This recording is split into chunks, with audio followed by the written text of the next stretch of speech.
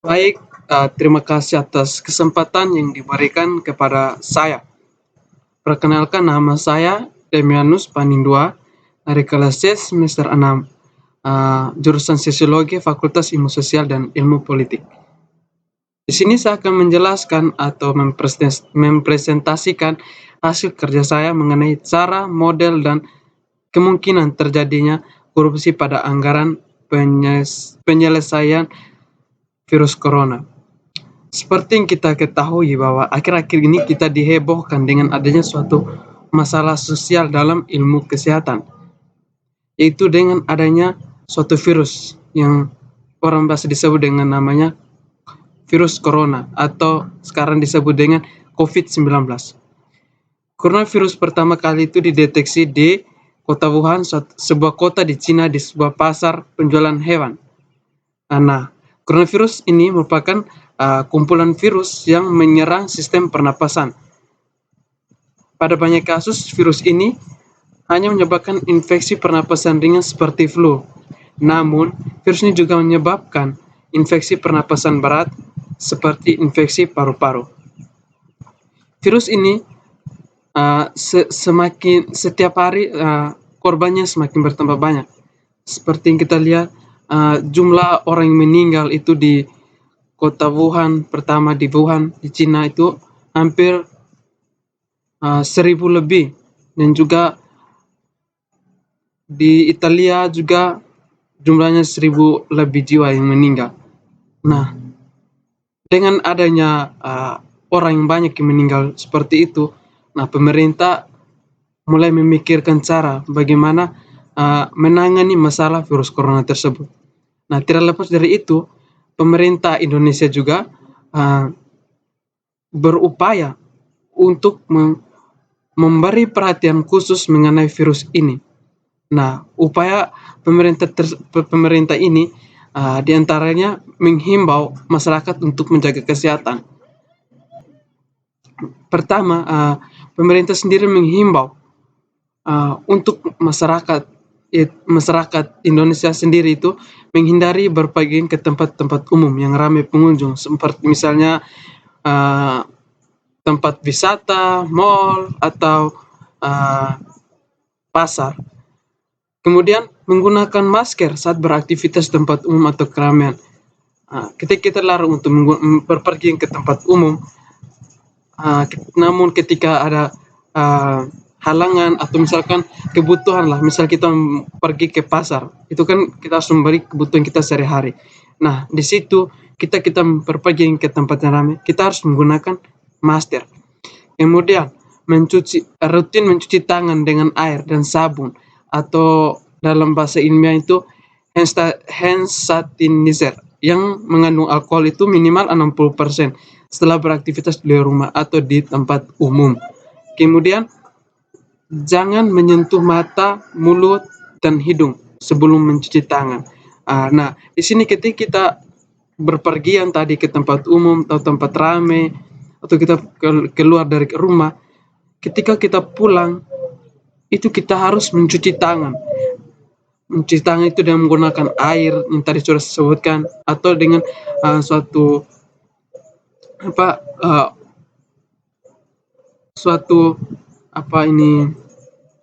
cairan yang mengandung alkohol itu minimal 60%.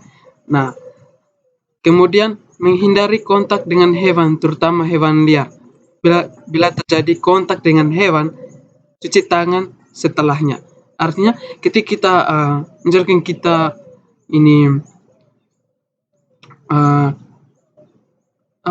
memberi makan hewan atau hewan-hewan liar atau hewan peliharaan kita harus mencuci tangan, karena kita tahu bahwa yang terjadi di Wuhan di pasar hewan itu akibat dari mengkonsumsi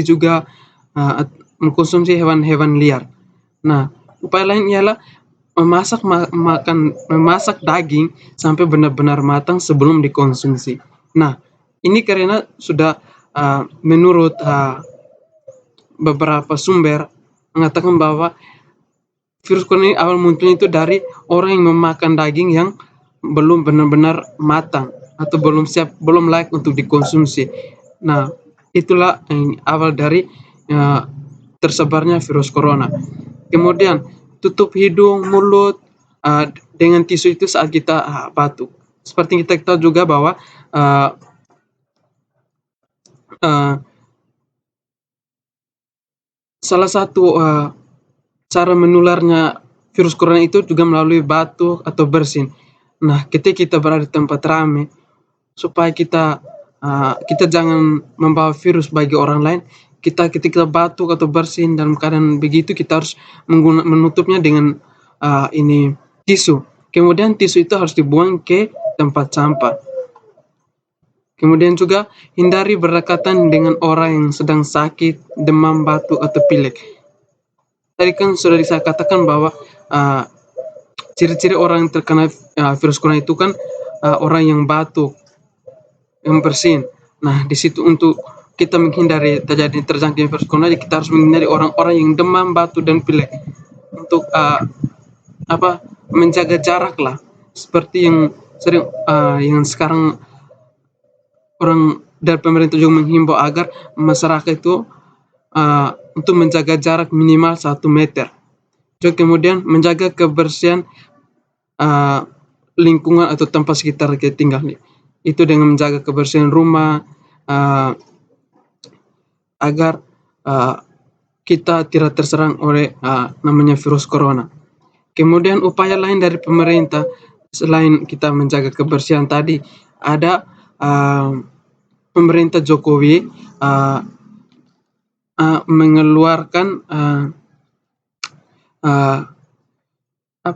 mengeluarkan menyiapkan dana 405,1 triliun untuk menangani virus ini dengan pembagian itu. Pertama 75% untuk kesehatan, misalnya pembeli alat kesehatan, perlindungan bagi tenaga kesehatan. Kemudian dana lain itu untuk pemulihan ekonomi, itu sebesar 150 triliun. Kemudian untuk insentif perpajakan dan stimulus KUR 70,1 triliun. Kemudian juga untuk sosial punya juga itu sekitar itu sekitar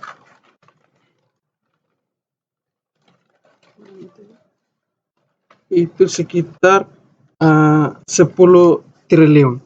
Nah,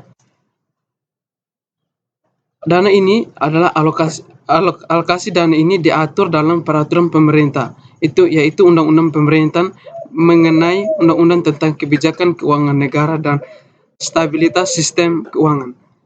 Dana yang banyak ini tentunya kita harus diawasi oleh badan yang berwenang. Misalkan dari KPK juga mengawasi. Kenapa? Agar tidak disalahgunakan oleh orang-orang yang tidak bertanggung jawab. Yaitu mereka yang mengambil uang tadi itu mungkin untuk kepentingan pribadi, untuk kepentingan keluarganya sendiri. Kemudian di sini saya juga akan menjelaskan terlebih dahulu mengenai korupsi. Seperti kita ketahui, korupsi adalah perbuatan yang melanggar norma-norma atau aturan yang menggunakan hak milik bersama untuk kepentingan pribadi. Di Indonesia sendiri, hingga saat ini korupsi itu menjadi salah satu penyebab terpuruknya sistem perekonomian bangsa. Hal ini disebabkan karena korupsi di Indonesia menjadi sistematik, artinya tersistem dan meluas, sehingga bukan saja merugikan kondisi keuangan negara, tetapi juga melanggar hak-hak sosial dan ekonomi masyarakat secara luas. Nah, mengapa bisa terjadinya korupsi di Indonesia? Di sini juga saya akan mengapa bisa jadi kemungkinan terjadinya korupsi dengan dana itu. Yang pertama, faktor internal. Kenapa? Faktor internal adalah faktor di dalam diri. Itu dalam diri seorang individu. Yaitu pertama, sifatnya manusia sendiri itu adalah sifatnya rakus. Yaitu merasa kurang dengan apa yang dimiliki. Terus kemudian serakah, terus tidak bisa menahan diri ketika melihat uang dengan jumlah begitu banyak, mereka mengambil dan menggunakan untuk diri mereka sendiri. Terus nilai moral juga mereka yang kurang kuat, artinya tidak bisa menjaga nilai kebersamaan, nilai sosial yang ada dalam diri mereka. Kemudian faktor internal. Faktor internal ini saya mengambilnya dari faktor politik. Misalnya, maksudnya di sini ialah karena seperti yang kita ketahui bahwa politik sendiri juga berhubungan dengan kekuasaan. Kekuasaan di sini maksudnya orang atau siapapun yang menggunakan orang atau siapapun yang memiliki peran atau jabatan yang tinggi, ia akan menggunakan berbagai cara bahkan untuk melakukan korupsi untuk mendapatkan kesenangan atau kepuasan dalam dirinya. Kemudian faktor ekonomi. Ini juga menjadi satu faktor jadinya korupsi. Kenapa? Karena dia dari gaji atau pendapatannya. Mungkin dia kurang puas dengan dengan gaji atau pendapatan yang ia miliki, juga dengan tidak terpenuhi kebutuhan-kebutuhan dalam keluarganya sendiri atau kebutuhannya sehari-hari.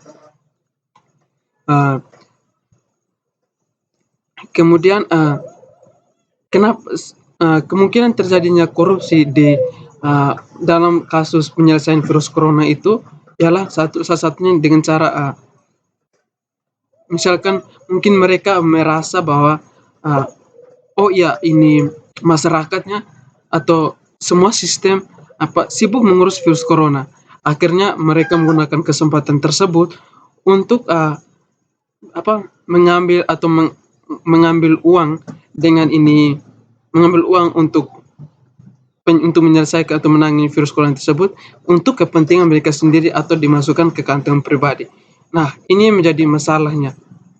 Uang yang seharusnya untuk milik bersama tapi digunakan untuk milik pribadi.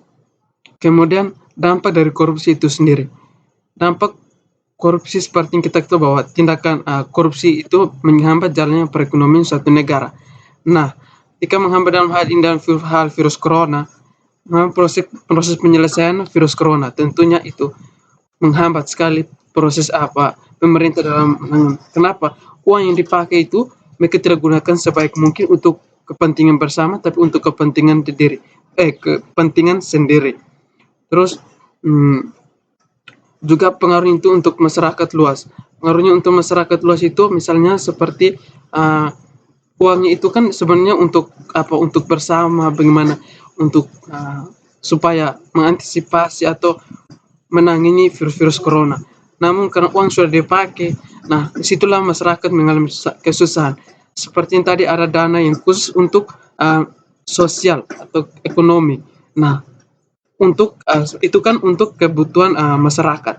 Nah, ketika semua orang dilarang untuk keluar rumah, untuk ini untuk tempat keramaian seperti pergi ke pasar, namun karena ketika ketika kebutuhan fisik artinya makanan atau makanan ya untuk untuk dimakan, dan ketika tidak ada bantuan khusus dari pemerintah, maka masyarakatlah menjadi resiko. Artinya masyarakat akan kelaparan karena masyarakat dilarang untuk beraktivitas. Kemudian itu dampak-dampaknya, yang kemudian itu solusi atau pencegahan. Solusi dari saya itu sebagai pemerintah dalam hal ini ke KPK ya.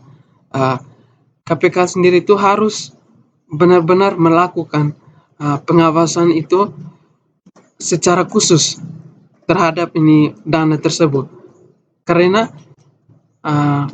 dana ini sangat penting untuk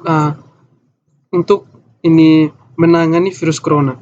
Nah, ketika uang itu sudah dijalankan dan sudah dijalankan, sebagai KPK mereka harus benar-benar mengawasi kemana arahnya uang itu, kemana arahnya dana tersebut. Apakah sudah dipakai sesuai dengan yang direncanakan atau yang sudah disiapkan kemana-mana sejak uang itu, atau malah digunakan untuk kepentingan pribadi. Nah, di sini peran KPK itu sangat penting. Dan ketika kedapatan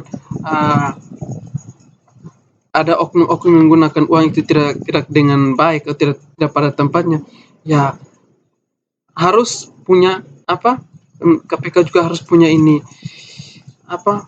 penegak hukum itu harus membuat hukuman seberat-beratnya bagi ini oknum atau orang tersebut, supaya supaya ini dampaknya itu apa, ada efek jaraknya, ada efek jerahnya bagi ini orang itu sendiri. Baik, itu dari saya. Saya rasa cukup sampai sekian. Terima kasih.